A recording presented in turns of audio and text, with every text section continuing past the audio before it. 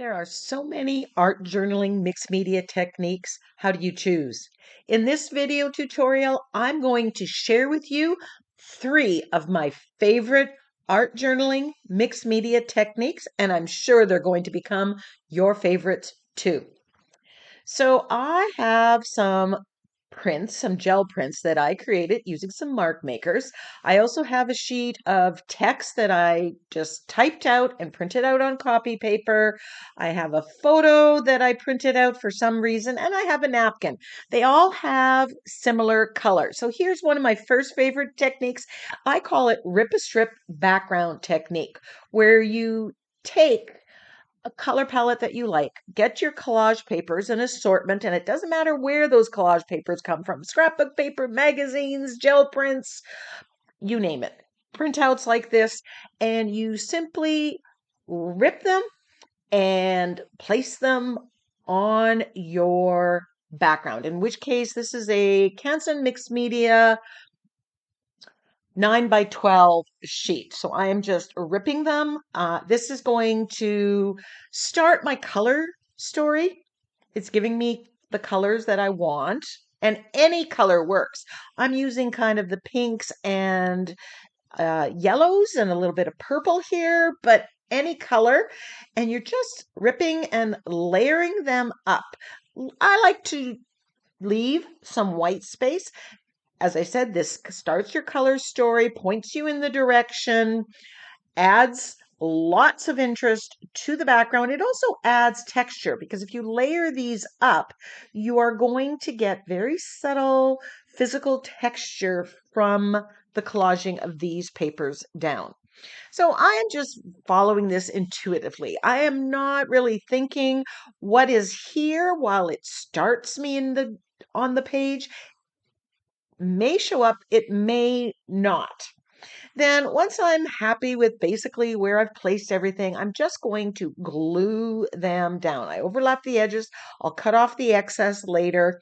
I'm using a key card to smooth out the wrinkles. But if you like the wrinkles, you can leave them in, and that's just going to add one more layer of interest. So I'm just using the fluid matte medium and gluing this down. Now on my mixed media page here, it was just raw page. I didn't gesso it or anything. It's going to have a good coat of fluid matte medium pretty much overall by the time I'm done this. So that copy paper that I have that has text, I just picked a font that I liked and I just typed out random words or non-words, as the case may be, to get some type. And then you can blow it up whatever size you want. So if you want different size script that you can't get with a stamp, this is a great way of getting that little element in there.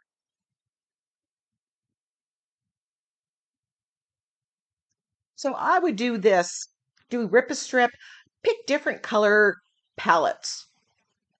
You don't have to worry about mixing paint, getting mud, because it's on paper. And you're using maybe the color palettes that have been given to you. This is a great way of using up those gel prints, your scrapbook papers, book papers, what have you. Any kind of collage paper works here. I've got some darker colors and some lighter. I think this is the color story that I'm going with, but you never know. It could change. Just wrapping it up. Now, here's another technique, and it is one of my favorites, but that would be a bonus one. Stamping with acrylic paint. Instead of stamping with archival ink, I like to stamp with acrylic paint. And the reason being is it gives you a little bit of texture because the paint isn't as flat as the ink. I can get darker colors, and then I can get any color stamp that I have in acrylic paint as opposed to having the wide variety of ink stamps. You just have to make sure you clean your stamps afterwards. So here I am stenciling. I was punching out circles for another art journal page, and I had this piece on my desk. I thought, oh, I can use that as a stencil. So here I'm just adding some color. There was a little bit of purple in the collage papers that I put down, and I thought, oh, this would be an interesting pattern to add. Now, on top of the rip a strip, I am going right over top of it. I don't really want to see the rip a strip, the patterns that I have there. I want to overlap them and make them fit the entire page. So here's where you've left some of the white space, but I am overlapping it. I'm using gray purple here. And if you like that muted color and you don't want to buy it, just add a little bit of gray to your purple. It'll dull it down and you'll get that muted color. So if you got a circle punch, you can make a stencil. Now here I'm adding some of the quinacridone magenta and going on top. It's kind of more matching. It's kind of that muted color. So I've done the circles in two colors and I'm going over some of the purple ones to turn them more into a violet color. Now here's my number 2 favorite technique. I'm softening the edges with gesso. And this works really well with the rip a strip technique. I'm just putting this in. I'm muting out some areas.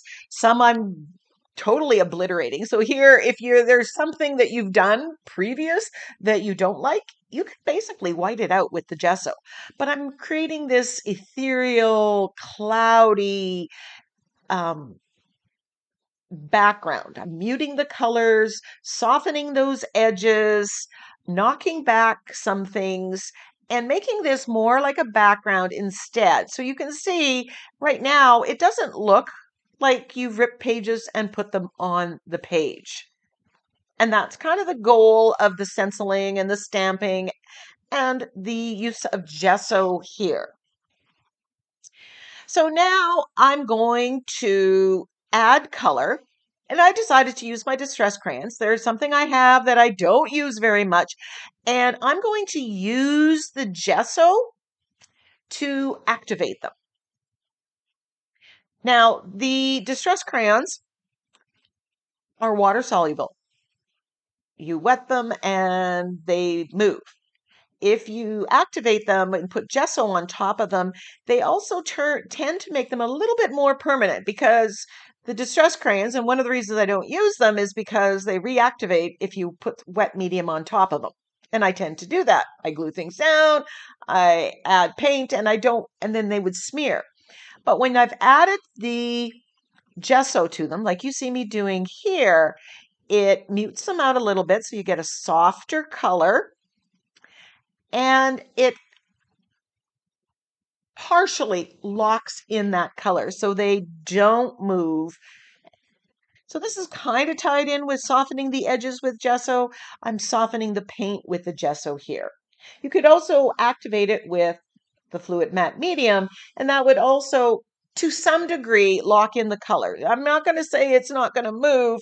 I'm saying it's going to move less. You're going to have a little bit more play. So here I'm adding kind of the burgundy color. I'm just matching the colors of my distress crayons to the colors that I had. Remember that rip a strip technique? That starts your color story. Here I can strengthen those colors or not. So I'm just scribbling it on and softening it with the gesso to get that cloudy, ethereal look. Great way to use the distress crayons, and hopefully I can continue to use them. I'm just turning it around. So now I am going to do some more stamping with acrylic paint, and this time I'm using white. I want to just kind of knock back some of that dark purple, and I'm just stamping. I just got a nice texture stamp here. I'm applying the paint with a makeup sponge, and then I'm just stamping it down. That kind of softens it again, adds a little bit of pattern. What I'm working on here is creating an interesting multi-textured background. And at this point, I have no idea what focal image I'm going to use. And kind of at a standstill here. I'm not sure I'm done. So I'm just edging my page. I'm using black acrylic paint and going around the outside edge. This frames it. This kind of gives me some think time. to figure out what my next step is. And as soon as I edged it with black, I decided it needed a little bit of black stamping. So again, I grabbed my black acrylic paint, put it on the makeup sponge and applying it to this stamp from Stamperia. It's from Sacred Geometry. I just love this stamp. And I'm just stamping this on. It's circular, so I'm tying it in with the circular motif that I already have. It just seems I'm pointed in that direction. And this is one of the reasons I love art journaling. You make a decision, like stenciling those purple dots on, and then that gives you another step using this, selecting this stamp to go on. This is adding a little bit of black, adding some interest, and I've got a very cohesive, beautiful background. I really love the soft, cloudy look that I've got going with those little bit of circles. So I went through my focal images and I had this tulip napkin. It's been sitting out since spring. And I realized that the colors of the tulips perfectly matched the colors of the background. So I'm going to use it. Now, if I glued it on as it was, everything in the background would come through and you would lose your focal image. So I'm going to just peel off the 2 excess plies and I'm gluing this down onto a piece of scrap copy paper with my fluid matte medium, and I put a coat on top and underneath and it seals it. And then I'm going to make sure that that dries. That's going to make it opaque so that I can't see what's behind it when I glue it down onto my background. So I'm going to now cut it out. Now here's my tip. I'm using an X-Acto knife and I'm cutting out the center portions before I cut out the outside. This gives a little bit more structure and makes it easier to cut out those little bits in the middle. And I'm just using the X-Acto knife. You can use scissors if that's the way you roll. I prefer this. My only thing is whether you're using scissors or not, make sure it's completely dry. Otherwise, you're going to rip the paper. Now, when I place it on here, surprise, surprise, because the colors are so much the same, my tulips, my focal image totally disappears on that page. You can't make out the focal image from the background. They're too similar. So here's my third favorite technique in how to set off the focal image. Now I'm going to use a coffee filter because it's just the perfect size. And if I glue that down, then my tulips, my focal image, are going to stand out. So I'm giving it, my focal image, a base. Now I'm using a coffee filter. You could use a piece of paper that's any shape, any size. You can paint it the color that you want it.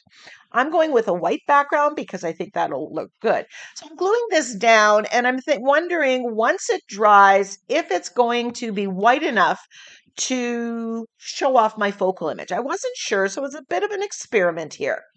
Now, once it's dry, as you can see, I can still see a lot of that background coming through and it's competing with my focal image. So I'm grabbing some gesso again. I've added a little bit of water and I'm giving the area that's covered with the coffee filter a wash of gesso.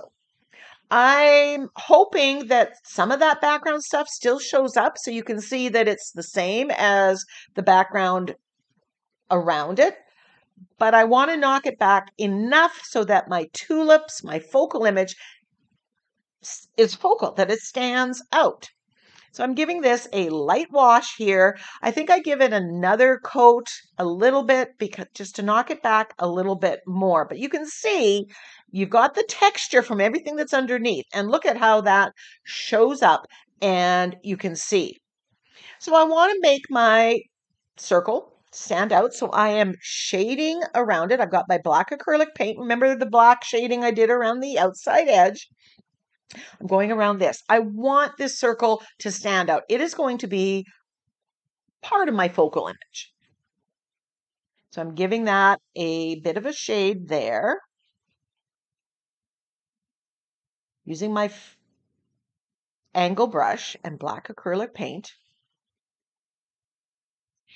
And I'm loving how this looks. And I'm thinking I'm going to move it to the side so that I can put my sentiment on the left-hand side. So now that I have a placement there and I'm happy with everything, I'm gluing this down with gel medium. I've switched to gel medium because I've got a couple layers of paper there and I just find gel medium works best, but fluid medium will work.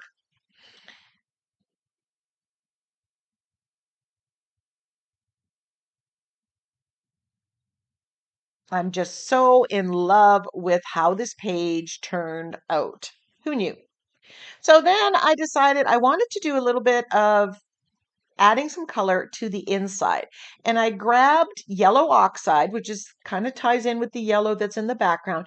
And I'm just going around shading, doing the same thing that I did when I shaded on the outside, just adding a little bit of a halo, a yellow halo effect around here. As I said, I'm giving you my 3 favorite techniques, but there are so many techniques that go into a page. And I'm just adding a little bit of that yellow oxide where the yellow is outside, just to tie the colors in a little bit more. It needed to be a little bit brighter, a little less muted. So I grabbed a sentiment from my Moments and Memories sentiment pack. This is available as a digital download at NINNYSNAPKINS.com. I'll put the link in the description box. But the word live, I'm going to use my blocks. I put black acrylic paint on the makeup sponge and I'm just stamping the word live. It's a little bit larger than the rest and it's going to stand out. And I've put the sentiment on one side and on the other to make your eye flow across.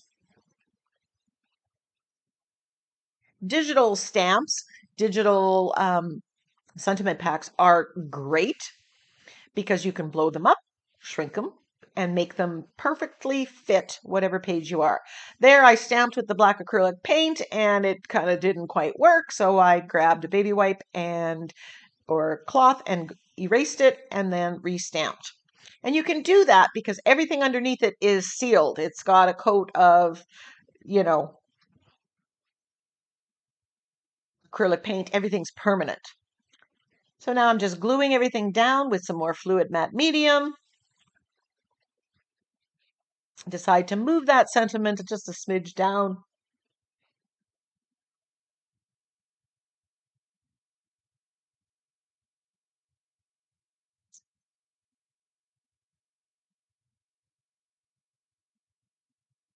Then I decided I wanted to combine the focal image with the circular focal image and the background. So I grabbed a lid off of one of my spray bottles.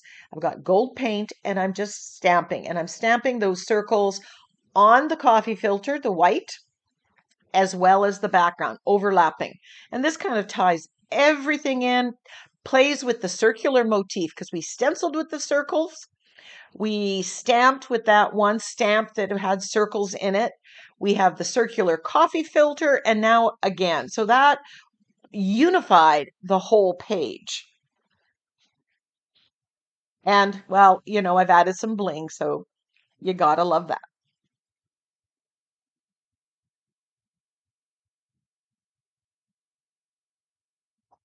Grab my Posca pen and I'm just outlining my sentiment there just to make it stand out. And often when I grab my Posca pen, I decided I'm going to do some faux stitching around the coffee filter. This just ties it all together again. If you like that effect, do it. If you don't, skip that step. As with anything, pick and choose. Cherry pick what you like best, what works for you.